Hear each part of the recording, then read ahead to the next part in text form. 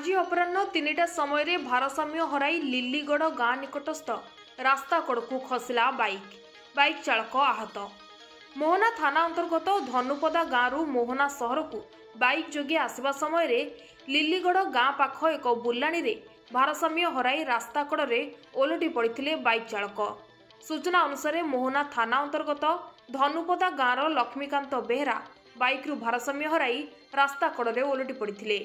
रास्ता कड़े पड़ रही आहत लक्ष्मीकांत को जड़े अजना व्यक्ति लमीकांत उद्धार करी ऑटो जोगे मोहना मेडिकल रे भर्ती करथिले। प्राथमिक चिकित्सा पर स्वास्थ्य अवस्था भल थिबा डाक्तर कहिसंती।